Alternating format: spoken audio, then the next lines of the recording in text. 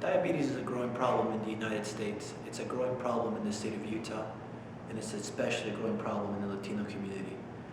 It is expected that the Latino community will increase in diabetes in the next 30 years, and it's also the leading cause for new cases of blindness here in the United States.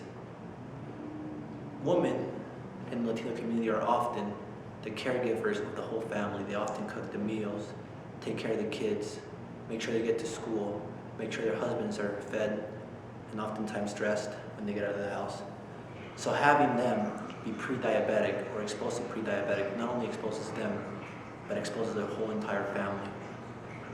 Because if she's pre-diabetic, so are her kids and so is her husband, because they're most likely eating the same things. Can we have an intervention for the mother in the Latino community? And if we are able to change her habits, can we change the whole family? As a result, prevention, as we all know, is the best way to have your health care. What we want to do is essentially have 3 pilot families and open up opportunities for students to come and volunteer and have an intervention. Have these students go to their homes, see what they eat, see how their lifestyle is, and with that, make suggestions, go to their homes, maybe cook a meal with them, better nutrition, and better fitness exercises. What are the current health disparities Hispanics face in the Salt Lake Valley? You know, I think when it comes to Hispanic Latino population, actually insurance and access to coverage is it's a huge issue. More than 33% of Latinos are uninsured in the state of Utah. We have the second largest rate of uninsurance in the country. So I see that as an issue, and that obviously has a direct correlation to issues related to obesity, which of course disproportionately impacts Latinos. Diabetes, you know, eating habits are critical, especially as we know Latinos have a high rate of diabetes based on genetics. So, you know, there's several organizations that have been very proactive throughout, I would say, the last 10 years in accessing and working with Latinos. Comunidades Unidas is a private nonprofit that has done a lot of work on breast cancer awareness for women, prenatal care for women. And that organization came out of a neighbor-to-neighbor, vecino-vecino program in Midvale. And actually Midvale was probably the first municipality, if you want to, that had this very proactive approach on bringing tools and resources to Latinas, especially Latino women, because they're the ones that really dictate a lot of what happens at home. What are the largest barriers that undocumented Latinos in the Salt Lake Valley face in regards to healthcare? Well, for the undocumented population, I think the clear issue is access. I mean, there's none. You have no coverage, no access, no nothing for Latinos, and the way we do that is by getting more healthcare providers that happen to look like those Latinos, right? I mean, you need more Latinos in healthcare. So Dr. P.O.D.E.R.A mentioned that obesity is one of the biggest health problems he sees among Latino women, and I see it all the time when I'm working at the free clinic.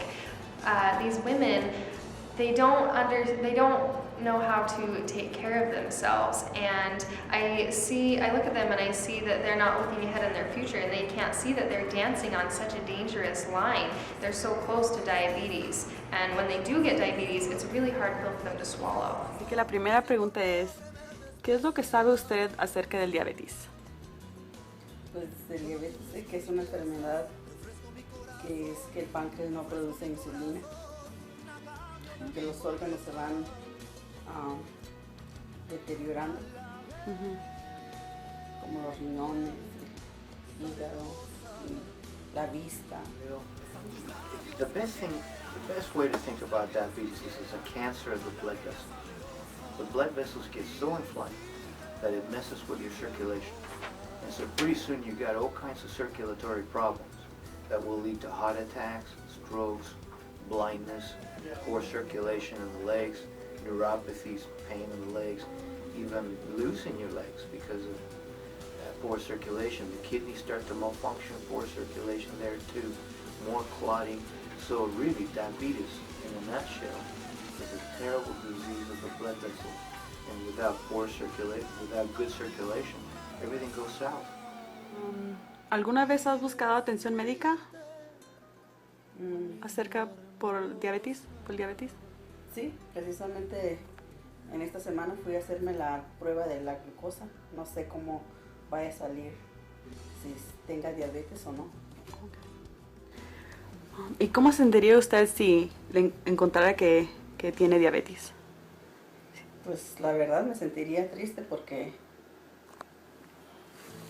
me limitaría a una dieta que no me The gusta. problem with compliance is with the diet and exercise. Hardly anybody does it.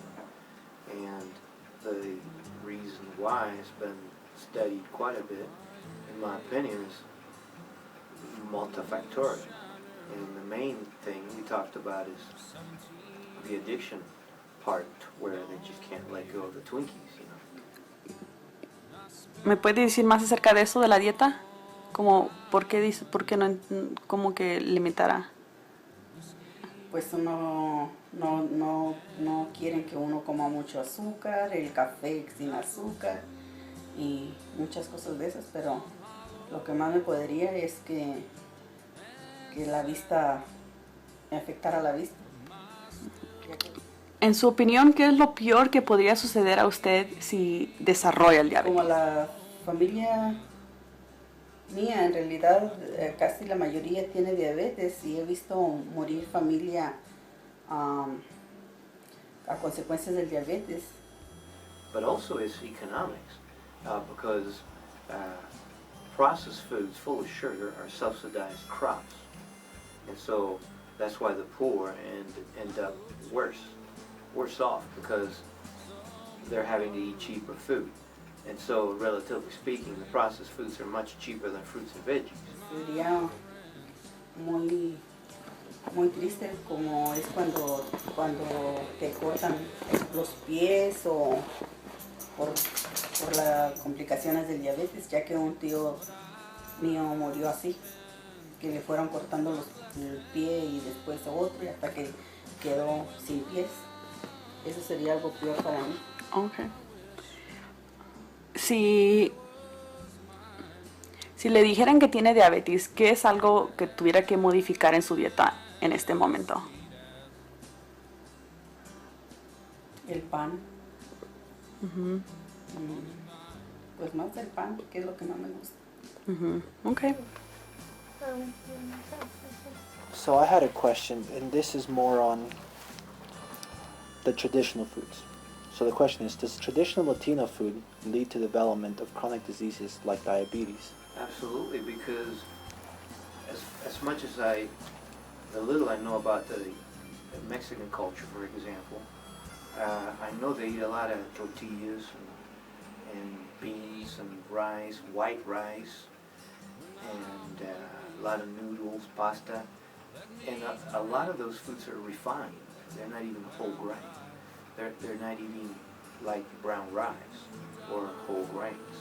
So the tortillas are very empty calories, a lot of sugar, and very little fiber.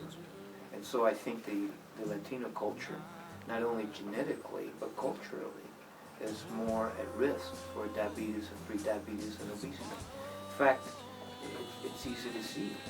Anyone getting up in years in the Latino community starts to put a spare tire around the middle.